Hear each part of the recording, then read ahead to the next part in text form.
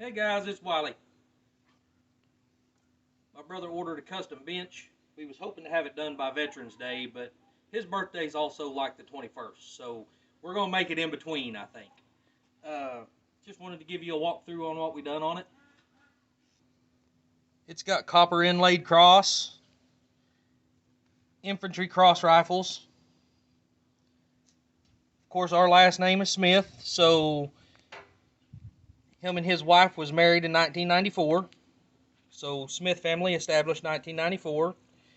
His wife, Rebecca, is a teacher, and another copper inlaid cross.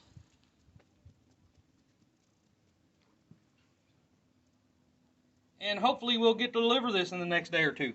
Got a couple of little things to finish up on it as far as the clear coat goes, but it's pretty well done.